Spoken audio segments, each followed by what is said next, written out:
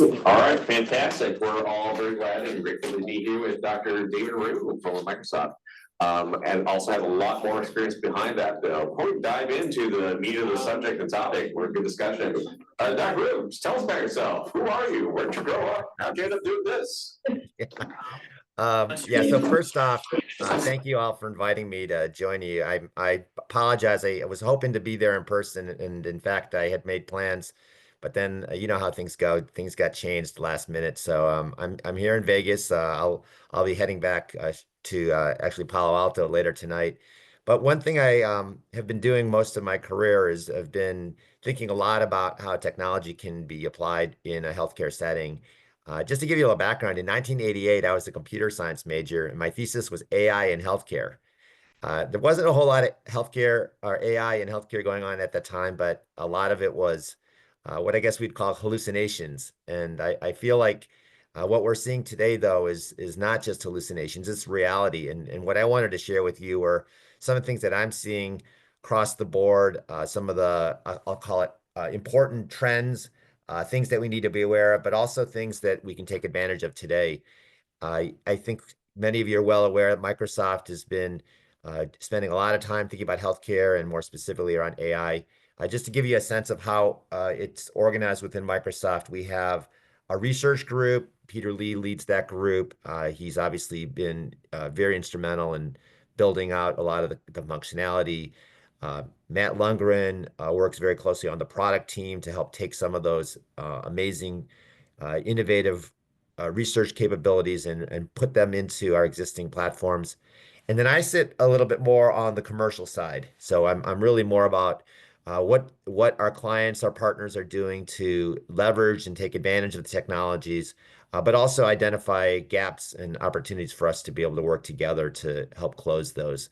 And so much of what you'll hear from me will be more on how organizations across the globe are leveraging AI and technologies, and much of what I'm going to share are things that potentially could be opportunities for you all to participate in.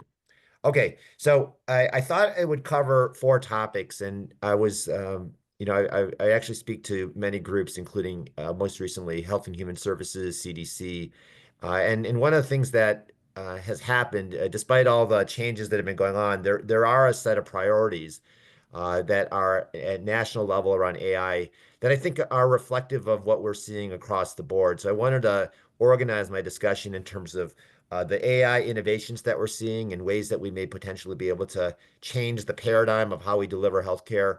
I want to talk a bit about trust, responsible AI, and some of the work that's being done by many groups, but also some of the progress we've made.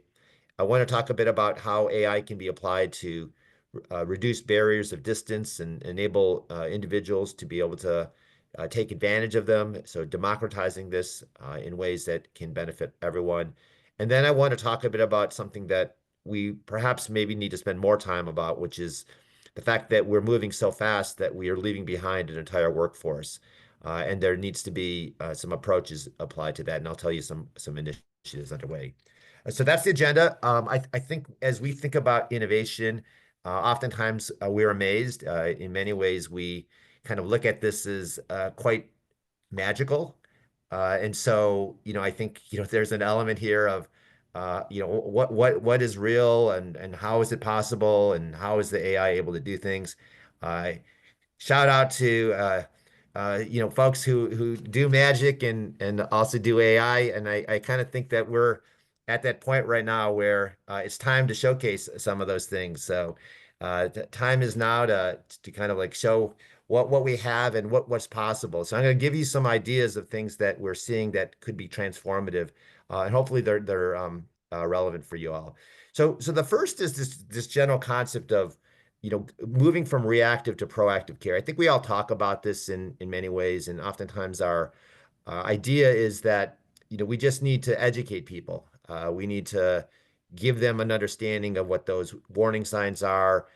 We need to maybe do some more vaccinations and some preventive care services.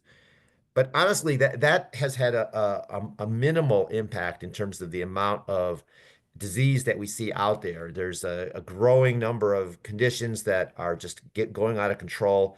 And when you think about kind of our current system, the way it's designed, an individual has to see a clinician to get a diagnosis, and then that clinician puts them on a treatment plan, and that's really the group of people that we see. And in fact, when we think of AI, it's oftentimes that's the individual where the data is collected, and so within electronic health records and within the different systems that we have, that's where we build our AI, and that's where we deploy it, and that's where we manage patients.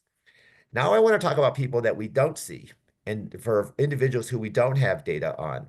These are individuals that don't come into the system. They may be at risk for disease. These are individuals that may have a diagnosis, but they don't realize it, or may have a condition, they don't realize it. And these are also individuals that may have a diagnosis, but they don't realize it's progressed. And it's actually that group that oftentimes comes into the ER or urgent care with the heart attack, the stroke, the condition that was catastrophic, both clinically and financially. And the idea is, could we somehow apply AI to this group to be able to help identify some of these individuals? Now, if we needed to do that, it has to be low cost, highly accessible, easy to use, and something that's connected into the health system. So I'm going to give you a few examples. One of these examples is something that Stanford's already doing, and in fact, this is something that is now being done nationally, and it is this concept of applying AI on retinal images. Now, we certainly have seen the value of doing this for diagnosing or identifying diabetic retinopathy, but within this year, we're going to start seeing FDA-cleared models for cardiovascular disease, chronic kidney disease, hypertension, and a variety of other areas, and we're starting to see even conditions that go well beyond that, such as neurovascular conditions, Parkinson's, Alzheimer's, MS. So how is that possible? Well, there's two different ways that you can actually capture the image. The image can be captured through a typical fundoscopic exam, which is a 2D image. And in some of these conditions, like diabetic retinopathy, that's all you really need to be able to make a diagnosis or to identify pathology. But when you actually go and use something called OCT, and you can see a picture of one of these, this is actually the machine that every one of us has had some experience with, because when you get your eyes checked and you put your chin on that machine and you get the lenses that come over, that machine creates a three-dimensional image that at the submicron level, you can pick up the blood vessels, the nerves, and the surrounding structures. And it's extraordinary. I mean, we can actually, with this information, make determinations on things that we had never envisioned. So recently I gave the keynote at the American Society of Nephrology, and I shared with them some recent data from Nature, where the correlation between the thickness of the choroidal and retinal membrane had a direct correlation with GFR or eGFR. And it was extraordinary because as they saw this correlation, they actually transplanted in some of these in the study patients, and they saw the GFR go back normal. And then the choroidal and retinal membranes also thickened. And so there was this dynamic indicator within the eye of what was going on in your glomerulus, which I think kind of blew my mind, because I hadn't even thought of this being sort of a systemic disease. I thought of it just being a kidney disease.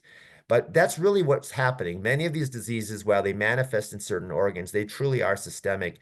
And the eye is the portal to the brain, or to the soul. And we have now an opportunity to be able to apply these technologies. So one of the things that's happening in next month, in May, there will be an announcement, and I think this is something that would be potentially really exciting.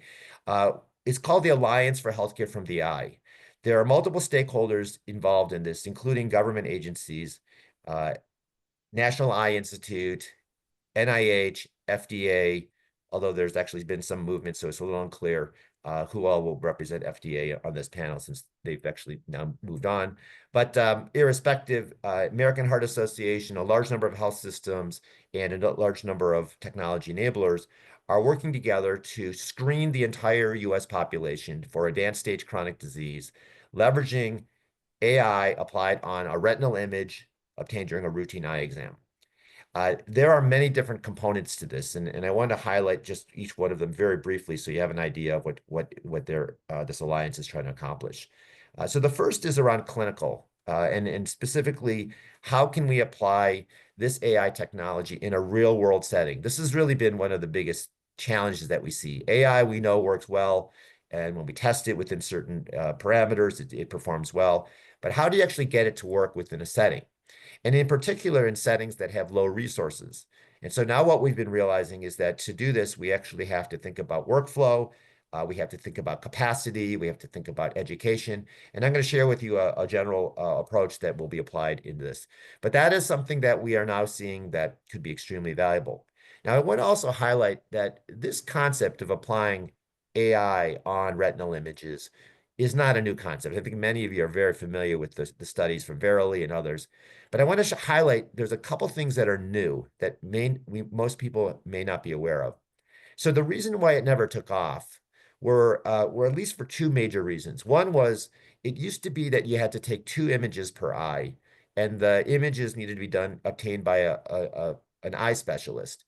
And as we did that, what would happen is when you took the first image on the first eye, the pupils would constrict, and you'd have to wait 7 minutes before the pupil would dilate, and you take the second image, and then you move on to the next eye. So now we're talking about 15 to 20 minutes per eye done by a clinician.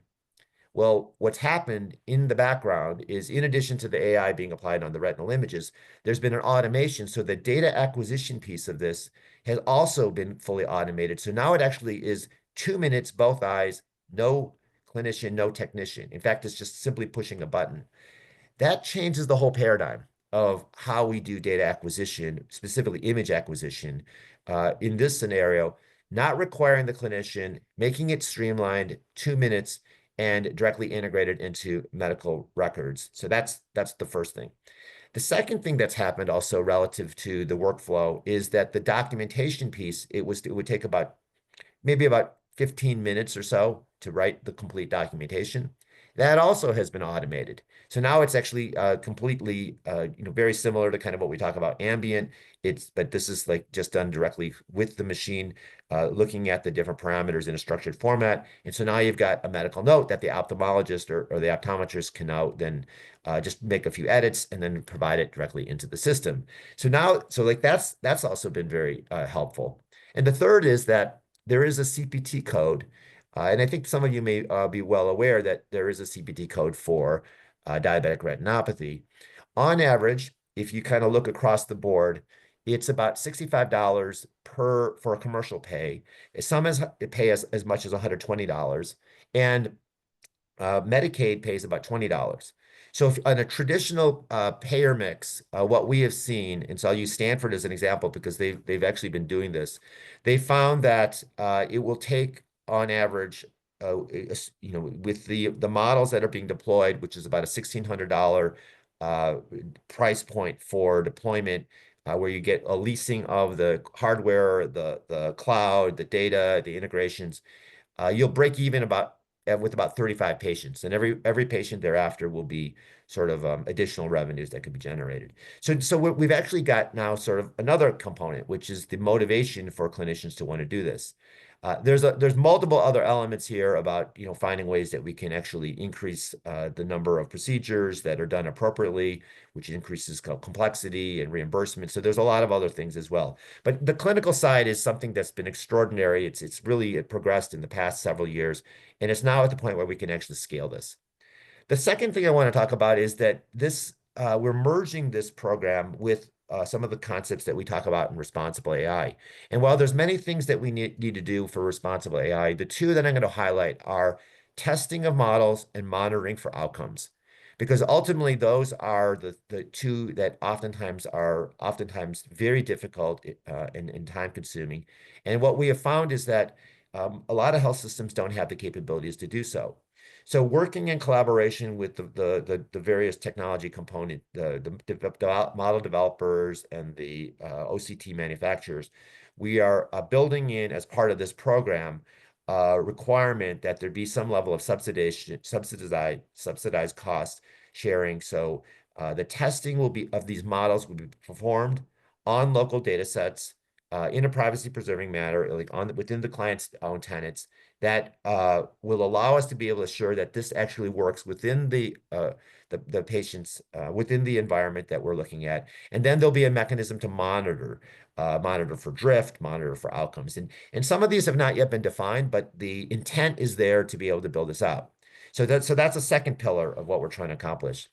The third is actually something that I think will be really interesting for any folks who are interested in researchers or research in this space. So as I mentioned, there are many models today, like diabetic retinopathies on one end. You've got clearly a lot of validation. Right now, there's 21 published randomized control or published studies on this that have controlled arms. The data is very compelling.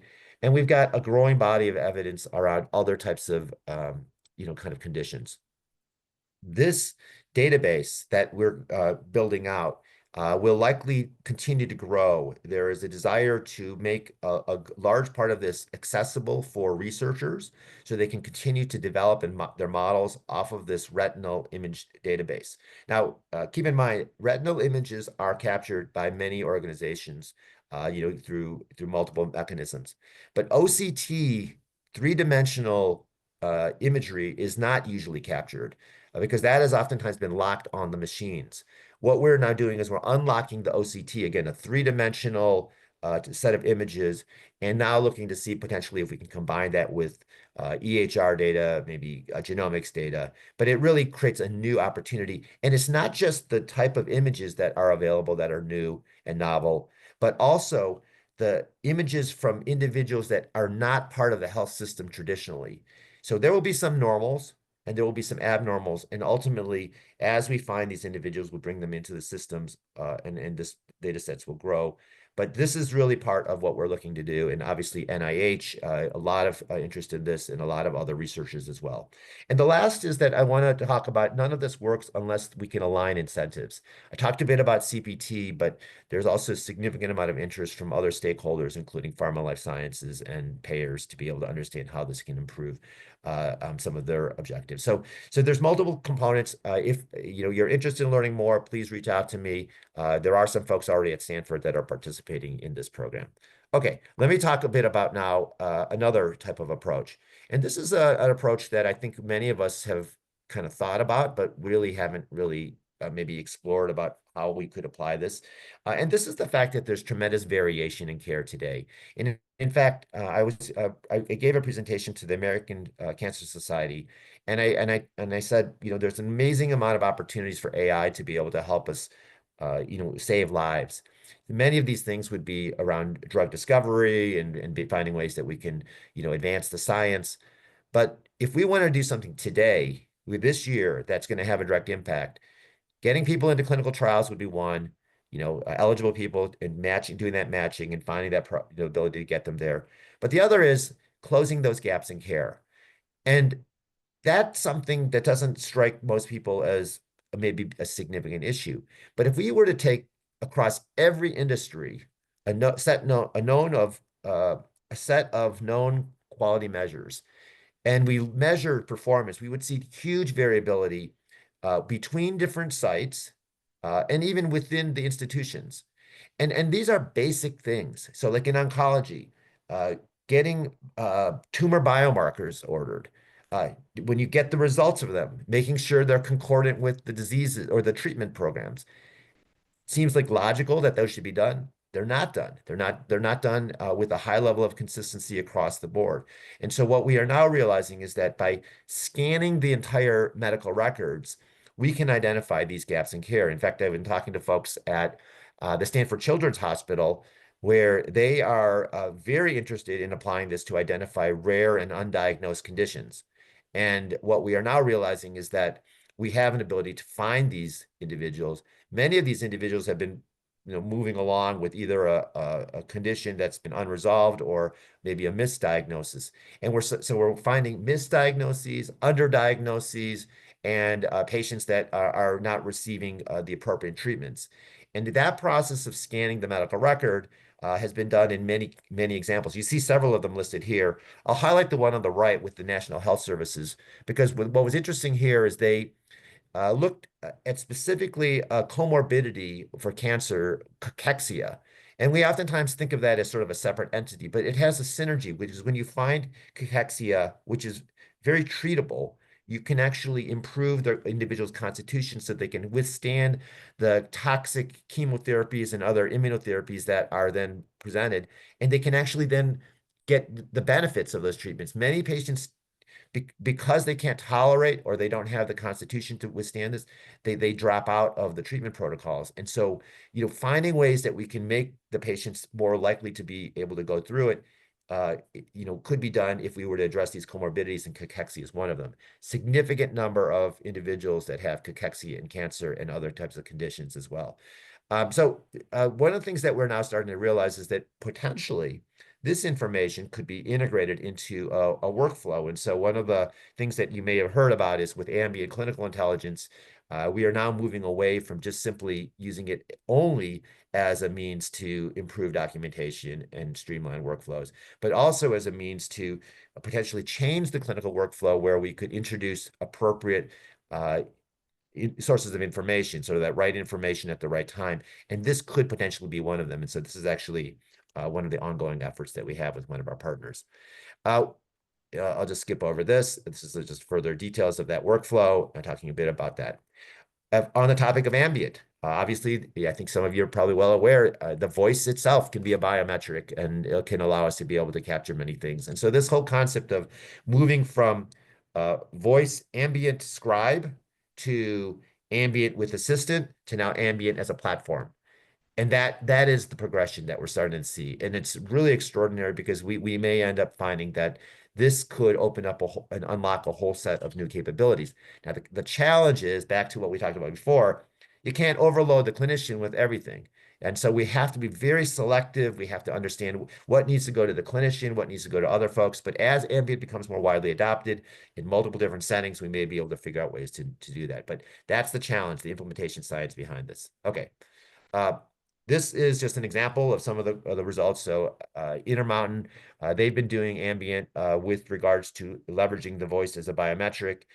This is data that came from Intermountain. They actually applied the AI on the voice, looking specifically how it correlates with known standards, we'll call protocols around assessing stress, anxiety, depression. This could potentially be a great screening tool.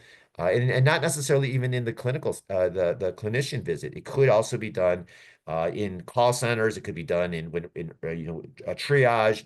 It could be done, social workers, in many different areas and avenues. But this is giving us an opportunity to identify and flag individuals that we may not have realized potentially have some questions. And that could then trigger a series of, I'll call it, more comprehensive screening questions. But in many ways, I see these as we'll call pre-screening tools. We're scanning an entire population. We're flagging things that we think could potentially be of concern. And then we go from there and get a little bit more of a definitive diagnosis or a screen. And as I mentioned before, this then allows us to be able to then take those individuals down a path which could potentially allow us to be able to bring them to clinical trials and to other appropriate treatments. So let me kind of summarize, because what we're talking about here is actually a 3-step or stage process. Much of what I've talked about is on the left-hand side. We're applying AI on a general population that, generally speaking, does not come in to see the doctor regularly, or is one that is outside of the system. Or if they do come in, we're catching them in an environment or an opportunity where they're maybe not coming in specific for that visit. But whether it's in a clinical visit or outside of the clinical visit, identification of disease and pathology is something that AI can do very well, and certainly is something that we're looking at as a great opportunity. The challenge is, once we identify those individuals, we are bringing those individuals into a system that's already overloaded. So if you were to go to the NHS and ask what's the #1 issue, they'll tell you it's wait time. And the wait time is really an inefficiency system, a problem as the system has grown, they become inefficient. And we see this all the time where, like health systems, for instance, oftentimes grow through acquisition, but they're never an integrated system. So what ends up happening is each hospital or clinic just functions independently of each other, even though they all kind of share maybe a common either technology infrastructure or a brand name. But what we're finding is that the inefficiencies in the systems create longer wait times in certain areas. And we're now starting to realize that we may be able to apply AI to streamline the workflows between different systems. And specifically, as it applies to identifying individuals, what we have realized is that first, at risk stratifying these individuals so that we understand who are the individuals that need to be seen by a clinician more urgently would kind of go into one category, and then another category would be those that maybe fall into a lower risk that may or may not need to be seen by a clinician at all. What we have seen is that is a good way to handle the inflow, but the problem is oftentimes in the existing workflows. So as we started talking to ophthalmologists about this, and I'll use ophthalmology as the example for the diabetic retinopathy, the feedback we were getting is that about 80% of the time, the patients they see are, we'll call it low risk patients. They're a person with diabetic retinopathy that came in, things are stable, we'll see you back in a year. And their belief is that these patients could be handled by a qualified optometrist. But they're not going to send it to optometry unless they're already getting like an overload in their system. And so this is one of the things that we're seeing is that as we build demand for an overflow, then the overflow, it becomes something that everyone wants to address. And so if we can create a low risk overflow that goes to optometry, which by the way is the fastest growing healthcare provider in the United States, we have now maximized their capacities and everyone benefits. The optometrists benefit because they've got new patients that are coming in to see them. The ophthalmologists benefit because they're seeing a higher acuity, which also translates to greater reimbursement. The patients have shorter wait times. So it's a win-win for everyone. And we're looking to also apply this in cardiovascular disease and primary care and other areas. To give you a sense, this alliance that I've talked about, in addition to government stakeholders, the American Heart Association wants to roll this out, obviously with the desire to impact cardiometabolic conditions, and they want to be involved in a lot of this. And they will play a very important role in this latter part because you can build everything, but if people don't understand it, they won't use it, they won't want to use it, they'll be afraid of it. And so this whole concept of consumer patient awareness, education, and being able to create a levels of engagement so that those that have difficulty getting there can be brought to care. That's sort of that last mile. And so what we realize is that health systems oftentimes don't have the capabilities to do all three. It really is through these collaborative networks. And so that's what the Alliance is about. Okay, let's move on. So as I talked about, this is going to require a partner ecosystem. And what we found is that while I used AI on retinal images as one example, there are actually many different companies or many different technologies that we can do early identification of pathology, whether it's through other imaging sources, blood work, patches, EHR data, et cetera. The risk stratification pieces, we're also realizing that there needs to be capacity building. And so as we've been thinking about who has capacity, well, there's virtual care capacity. Minute clinics from CVS Health have expressed that they want to be the capacity nationally. So there's a lot of things that we need to think about from capacity building. And then, of course, there's a lot of strategies on how we can educate, nudge, and use potentially AI as a means to help navigate. Okay. Let's move on to the second topic. And this, we touched on this a little bit, which was the concept of responsible AI and trying to find ways to take on some of that workload. As many of you are well aware, we've got CHAI, Coalition for Health AI. Train was launched really as a means to try to take some of those key CHAI principles and put them into operation and demonstrate that we could do this at scale for all individuals, all organizations, even if they had low resources. So really thinking quite a bit about that. Similar approach was launched in Europe, and we're starting to see great traction. So let me just kind of give you, in a nutshell, what is the goal or objective of Train, because that's the area that we have been spending a little bit more time thinking about how to sort of like operationalize this. Well, to do this, we're going to have to leverage, if we want to do this efficiently, time, resource, and cost, we have to leverage technologies, we have to leverage collaborations, so we have to leverage partnerships. So let me talk a bit about what that means. Well, first, what problems are we trying to solve? There's at least 4 to 5 questions that should be addressed at every institution. Obviously, there's a lot more to it. The CHAI document has a whole series of things that should be ideally addressed. But if you're going to try to boil it down into some of the real pragmatic things, do you know the AI that's running in your system today? And if you don't, you probably need some kind of a registration portal and maybe some mechanism to capture that information using a standardized format like model cards. Second, have you tested this on local data sets and are you continuing to monitor post-deployment? That's a big category because oftentimes it's not done, and oftentimes it's not done because they don't have capacity or capabilities. So we're looking to see if technologies can help enable that, and through partnerships and collaborations we can as well. The third is around assessing for bias, both in the models and also how it's deployed. And the fourth is around streamlined governance. And what we have found is that there are technologies that can help us in this space. Microsoft has launched a series of tools, things such as identification of hallucinations in large language models. There's opportunities to do a whole series of other types of things that are listed here. I don't want to get into too much detail, but let's just say that there's a whole safeguards stack of technologies that can be useful. And what we're now starting to do is we're starting to think about how we can deploy this.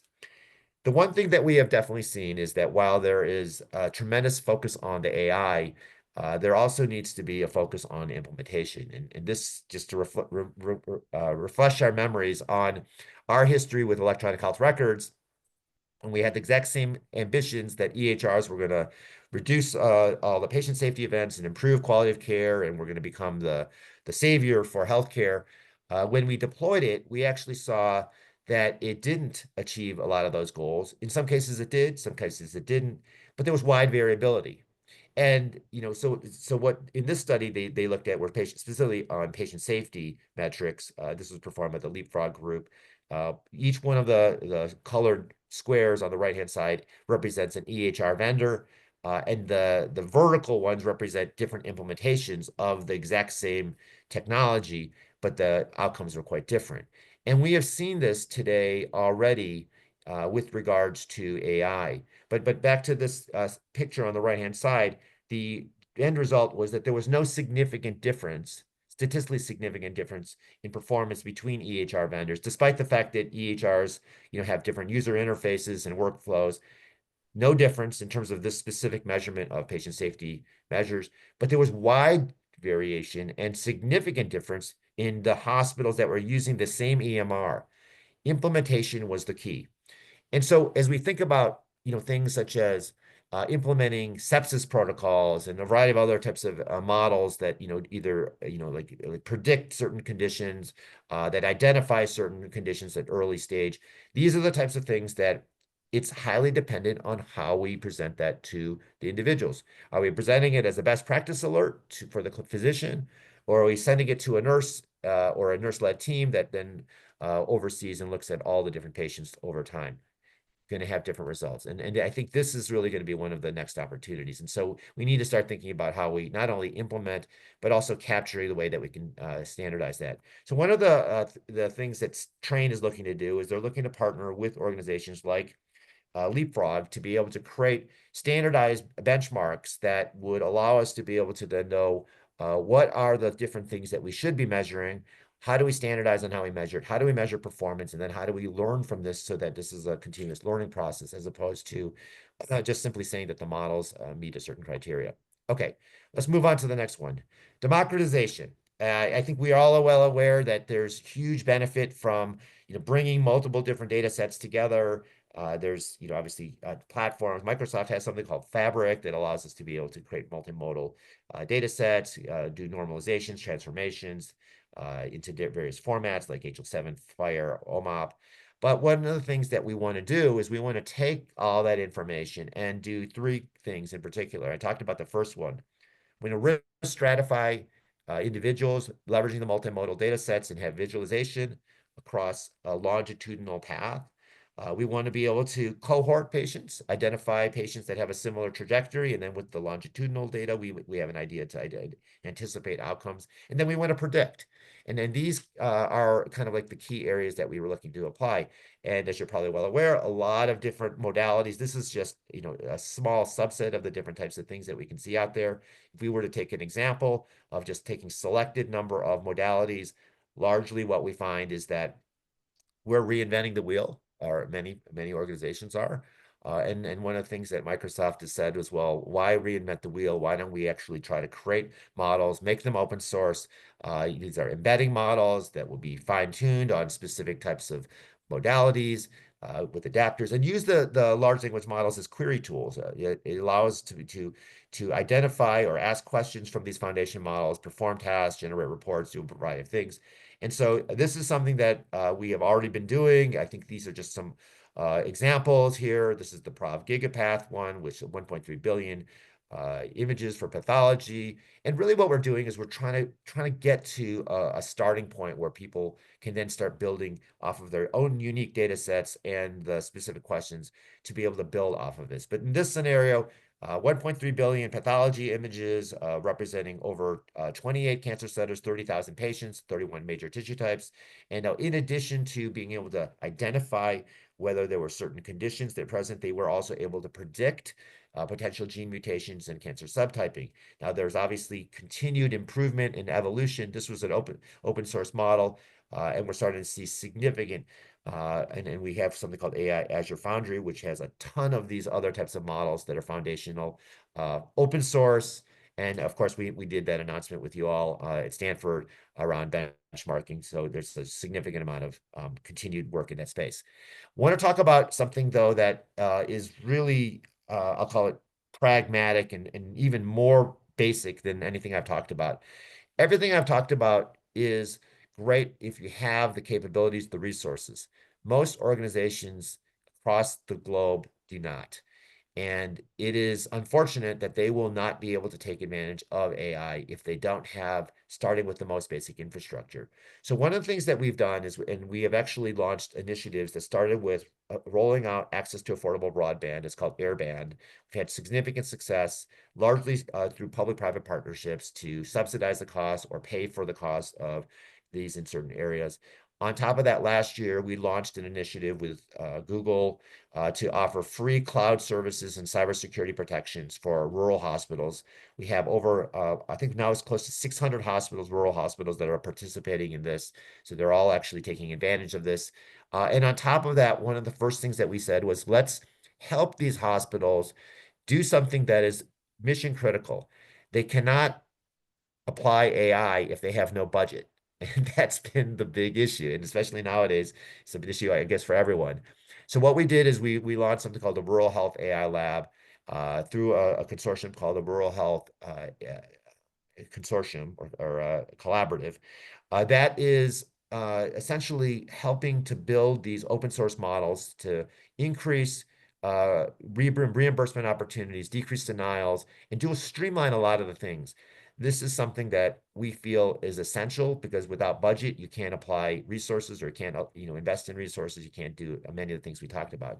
So that's infrastructure. And then now what we're starting to realize is that we have a tremendous number of sites that are able to start thinking about what's possible. Largely what we want to do with Train is we want to be able to create the infrastructure so that we can support these lower resource settings so they don't have to invest in all the work necessary to do responsible AI. And so some of the stuff that we're seeing, and these are just some statistics of some of the results that we have, are that we are thinking of what's called a hub and spoke model, where you'll have central organizations that will then, through these spokes, so imagine that's the hub, they'll be able to do resource sharing, cost sharing, enable collaboration of data in privacy-preserving federated manners, and then also potentially even sharing of technologies. It worked great if you're already part of the same system. It may be a little more challenging if you're not, but this is really the goal of these collaboratives, to find ways that organizations within the same regions can help each other. Okay, and then to do this, in addition to federated, having privacy-preserving environments that leverage things like confidential compute could potentially be very helpful. So let me talk about this last topic. And I think this is actually one of the things that keeps me up at night. I think many of you heard a quote from someone from Microsoft who used to work within our organization that is extremely well known. And he said that AI is going to take away jobs for doctors, nurses, and teachers. And we expect that within the next 5 years or so. Well, honestly, AI can do things as well as clinicians. It is getting to the point where it can do it better than many clinicians, more consistently. And so as an administrator, you are left with two choices. You can either apply AI to replace those tasks and potentially even replace those jobs, or you can look to find ways that you can augment care. And so what does it really mean to say augment care? Well, I'm going to give you an example from one of my coworkers. He shared this in a public environment, so I can share this. He said that his uncle went to the ER and had a severe abdominal pain. He died in the ER. He had a burst aneurysm. The CAT scan that showed that aneurysm was in the queue to be read by a radiologist. So what I mean by augmenting is, I mean, let's put AI where the individuals that are taking care of patients, in this case, the radiologists, are not at the front of the queue in ways that we can actually start thinking, beyond. So like now moving outside of the healthcare setting into uh, nursing homes, kiosks, malls, that's where the people are. That's where AI can be applied, and we can find these individuals and then bring them in, triage them appropriately. And that's what I mean by augmentation. That is obviously the better path. But the only way that we can actually do this is we have to figure out what the workflows are. We have to understand the individuals that are impacted, and we have to train them and skill them. And so this is another initiative that we're working on, and it involves 3 stages. Microsoft spent a lot of time thinking about the first one, online curriculum, teaching people certificates, getting them to be aware of like what's AI and all the different things that we're talking about. That's great is a starting point. The next is teaching people how to do some basic skills like prompt engineering. Of course, there's been some work been done in the space where we have something called promptathons, where we've actually been able to teach people in one-day sessions. And these are not data scientists. We're talking about end users, call center agents, back office, legal, HR, how to use these agents or these chat bots and be able to just have a conversation with them in a way that is more than just simply a search and find type of exercise, but is really about using them as an assistant to guide them through these complex tasks. That is something that we need to think about. Then the third is really about thinking about the end goal. As we apply this, we need to test, validate, show it's working. We actually need to then demonstrate or identify what the requirements are for, the skills required to be successful, and then create programs that allow individuals from where they're at to be able to then get to a job, secure a job, and make sure they're highly efficient at that job. This is actually now being rolled out, I should say rolled out, is being explored in multiple places across the country. State of Michigan, state of Florida, and state of Texas have expressed interest, North Carolina as well, through universities working in collaboration with industry. Industry, it turns out, if you're thinking about jobs, in most places in the United States, the area where you can actually, where the greatest number of job opportunities is healthcare. In fact, in Detroit, where we're going to be looking to roll this out in the state of Michigan, and in the state of Michigan, there are actually more healthcare jobs in the state of Michigan than there are automotive jobs. Even though it's known as the Motor City and Detroit, it really is the healthcare state. And this is true really across the board. So if we find ways that we can actually secure and enable jobs, specifically starting with healthcare, we have an opportunity to be able to create jobs. So I was talking to Santa Ono, who's the president of the University of Michigan, and he sits on the job creation board for the Governor Whitmer. And he said that if we can incubate this, prove this, that this works, he wants to be able to get funding from the state to be able to use this as a job creation program. We've had similar expressed interest from other folks. There's a group called SHRM, Society for HR Managers, that wants to take these models and then deploy this nationally across all different venues. So a lot of interest. I'd say this is very early, but we'd love to have your support. Okay, I have covered a ton of stuff, and I hope I haven't lost anyone or people are following me. But at this point, I'm going to stop sharing and see if there's any thoughts, questions, comments, and love to have a conversation about what I just talked about. All right, thank you, Dr. Rhew. Earlier, there were a couple online questions. The retinal scan stuff. Wow, that seems so cool. Is this data publicly available? And then a follow-up was like, just overall, this stuff is so cool. How do I get involved? Oh, thank you. First off, the good news is that we are just about preparing for this launch. The launch will be more specifically May 3rd at a conference called ARVO. It will likely involve multiple parties. The government agencies cannot be part of it because they're not allowed to kind of, officially endorse these type of public-private partnership collaboratives, but they will be there. But right now we have large health systems, small health systems, academic medical centers. We've got technology companies. We've got a lot of stakeholders that are involved.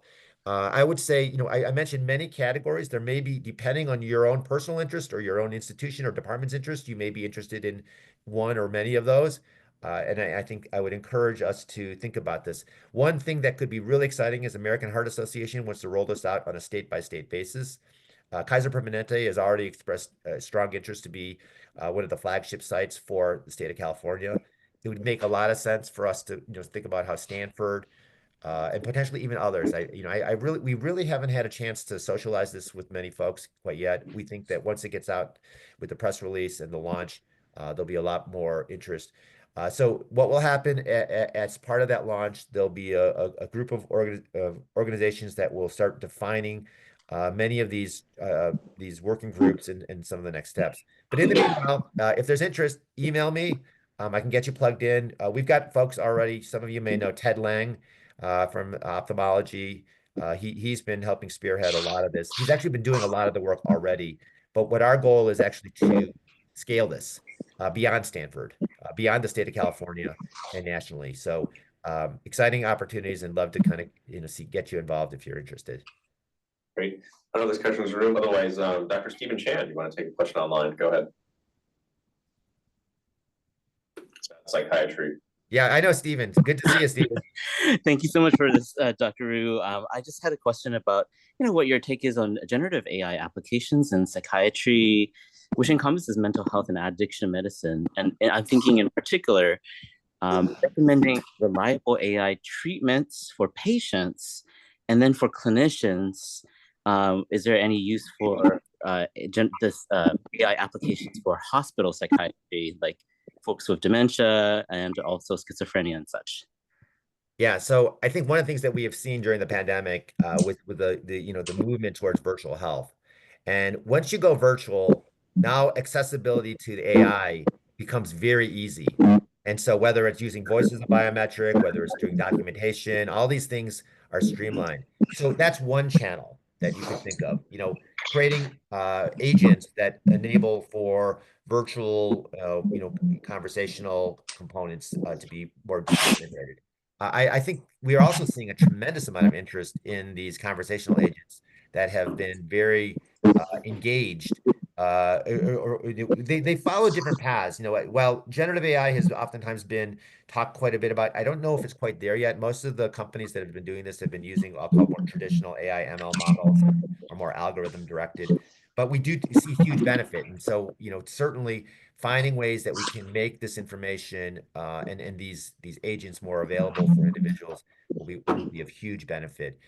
I also I was recently presenting with the VA. We launched an initiative around VA suicide prevention. I think, Stephen, you may have been involved in that as well, I think at some point. But the bottom line is that we're looking to find ways that AI can be applied to identify individuals that are at high risk for suicide, or harming themselves, or having some other, and then have targeted interventions towards that as well. So many different areas where we can apply AI to behavioral science. Now, on that topic, I want to add one thing which I think is really interesting about that we've discovered. So at Stanford, the HEDIS score for the retinal exam went from 40% to 80%. And I think it's extraordinary, because then people will say, oh, it's because you just made it more accessible. Actually, that wasn't the reason. The reason why it went up, and keep in mind, it's not whether you ordered a diabetic retinopathy, it's because of a change in how we are thinking of screening. And I actually think this may be one of the most remarkable things about everything that we're doing here. Because when we give a patient information about, you've got diabetes, it's a good thing to get screened, some people go, some people don't. So like, again, 40%, at Stanford. When we actually screen the entire population, we tell them you actually have disease, and that if you don't get this treated, you will likely go blind in the next couple of years. Everyone goes. And when we asked them, we started asking people, why was that? The stories really gave me a lot more insight into, behavioral economics and understanding of what motivates people. The reason is because blindness, if you go blind, you not only ruin you have like a diminished quality of life, but you can't get a job, or you can't function with most jobs. And then you can't get income. You can't support yourself. You can't support your family, and you become a burden to your family. And what we saw was that there was a change in people's perception around screening, when we could actually find the disease and then bring it to people's attention and then change their behavior. And I think that this whole concept of how do we go beyond. I think we'd be kind of hit like a ceiling in terms of our ability to do screenings. And largely it's because our messaging is simply, it's the right thing to do. What we really need to do is we need to find the disease, bring it to their attention, and then make it real for them. And I think that's going to be one of the real exciting opportunities for us to explore as well. How can we actually learn more about how to motivate people to be able to do the right thing? Mike Higgins. Yeah, a lot of what you talked about depends on the integration of these new technologies with the existing information infrastructure, EHRs. And a lot of times we think of that as a straightforward technical problem, but of course, as a commercial issue, oftentimes there are barriers. Are you working with the EHR vendors more than ever? So this is my belief. I actually think it's more of a clinical workflow issue, and EHRs are a component of it. So what we've been doing is we've been working with the people who are delivering the care to understand what is it that would make their lives easier, and how can technology be adjusted so that we can streamline that. And so with that voice of input from the stakeholders, we've been able to make a lot of the things, easier, more streamlined. I do think it absolutely does involve an element of integration into existing electronic health records and other systems of record. But how it gets done, who it gets presented to, in what format, that's the type of workflow that we are still trying to figure out. And this is why this is an alliance. It's not like, AI solves the problem. As I talked about in that other slide, the implementation will give the greatest variability in results. And as we identify the right ways to implement in the right settings, we will find greater opportunity. And by the way, there will be 5 settings that we're looking at least for the retinal screening piece. One will be eye care, which is already being done in many cases. The other is primary care. The third is retail. The fourth is mobile vans, so bringing care to people in other areas. And the last one is home. And home includes nursing homes, assisted living. In fact, that's where I'm at right now. I just spoke at the Point and Click Care, which is one of the EHRs for assisted living, and they want to think about how they can integrate this into their system. So a lot of, very important work that needs to be done, but it's all going to be driven based on clinical workflows. I don't know, doctor, that sounds like a lot of work. I want to write some code and save the world. Like, isn't that how it's going? I think as a technologist, we would love if our solutions just solve things, but it's a lot of not only back-end technology, but it's just adoption, getting clinicians to adopt it, and aligning stakeholders, educating. And for that reason, we realize that this does require an alliance. It requires a consortium. It requires multiple stakeholders all working towards a common goal. Sergey wants to make, you're kind of already answered this question already, but if you want to make a follow-up comment, Sergey, just asking, how do you deal with this workflow? How do you approach that? Sergey, go ahead. Yeah, exactly. Thank you so much again for really, really insightful sharing. I just want to kind of follow up on what you mentioned earlier about that you go and trying to understand more what are the pain points and how to avoid it balance, and especially around resistance from clinical staff. Whether you and maybe you also thought about designing new type of workflows, and you would recommend health system to adopt. Like, just curious to get more like kind of on a tactical level how you're thinking about it. Yeah, as I mentioned, because the reason I mentioned there's 5 settings is because there's 5 different workflows, and then within each one of those settings, there's likely huge variability. What we definitely want to do though is we want to make it such that it's first highly accessible. So think about the patient and the clinician, and the consumer. Like, where is it that they could go to potentially be able to get some of this information captured in a streamlined manner? What we thought about is, even schools, malls, kiosks, there's a different workflow associated with that, because then at that point, you're not part of a system. You actually have to have some kind of a mechanism to identify who you are and what affiliated health systems, where do we send a referral to, or how do we get you involved? So that's a harder workflow. But we've been working with, so we've been thinking that maybe retail might be a little easier, working with the CVS Health and some other retailers. But if you're within a health system, you actually don't have that challenge, because then when they check in, so a lot of what is done at Stanford is a person, when they come in for the routine visit, for any visit, they just get their eyes checked as part of routine vital signs. And so that's a routine workflow that we've seen that works very well across many institutions. So I think we're going to continue to learn. You know, we don't have the answers. We do know though that this is an area that we need to focus on though.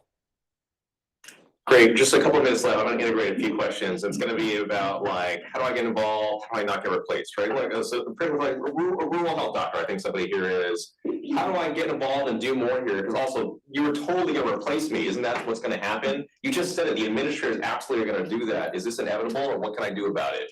I'm And saying are that you that's just throwing out some bones to say, to make it sound better, but we all know that's what you're really gonna do. You're a big tech company.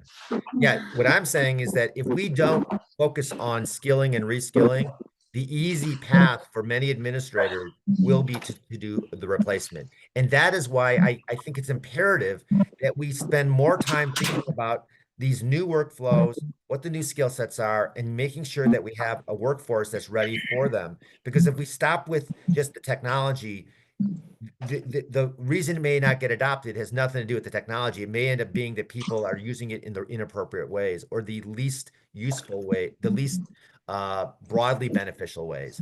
And that's what I want to make sure. I want to call to people's attention that it's a call to action. We do need to think about skilling and reskilling. We do need to think about what programs are in place. We need to make it easy. And hopefully, you know, we can work together on this. I know that there's other sites that are thinking about it, but love to get to you, you know, anyone who's interested. Now, on the topic of rural healthcare, we have launched what's called a Rural Health Consortium or a collaborative, and that is these are all the rural hospitals across the country that are all trying to think up through these challenges. So much of what I shared has been work that we've been able to do through these consortiums. Fantastic. We can and should follow up and talk a lot more, but let us thank again Dr. Rhew one more time, and thank you so much. Thanks, everyone. All right, take care. Have a great day. Bye-bye.